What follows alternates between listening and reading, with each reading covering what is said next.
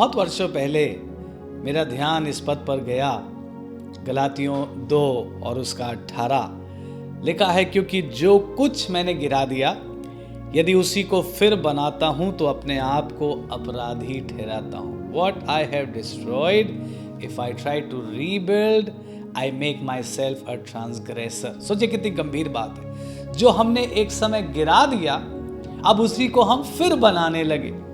एक समय जो हमने छोड़ दिया उसको जाकर हमने फिर से वापस से ले लिया। और ये मैं सोचता हूं एक दुखदाई स्थिति है एक विश्वासी व्यक्ति के लिए, क्योंकि जो कुछ उसने मसीह में आते समय छोड़ा, अपने गुनाह छोड़े, अपनी बुरी आदतें छोड़ी, दोबारा से उससे उसमें लौटने की अनुमति नहीं है। और इसीलिए पौलुस इसी गलातियों की पत्री में आगे 3 अध्याय में क्या कहता है? कहता है, हे निर्बुद्धि गलातियों, किसने तुम्हें मोह लिया? क्या तुम आत्मा की रीति पर आरंभ करके अब शरीर की रीति पर अंत करोगे?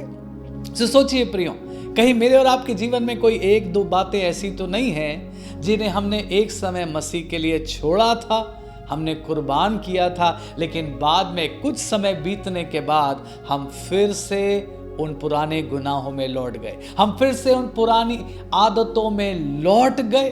मैं और आप ध्यानपूर्वक इस बात को सोचे। मुझे याद आ रहा है यूहन्ना 5वें अध्याय में जब यीशु मसीह ने उस 38 वर्ष के रोगी को चंगा किया और वो अच्छा हो गया, तो मालूम यीशु ने उसको क्या कहा? यीशु ने कहा, देख अब दोबारा से पाप मत करना, क्योंकि ऐसा ना हो कि इससे भी कोई भारी विपत्ति तेरे ऊपर आ पड़े। कितना क्लियर संदेश है। तूने गुनाह मान लिए, तूने परमेश्वर से तौबा करी और आज परमेश्वर ने तुझ पर दया करके तुझे चंगा किया है, but do not go back to your old since.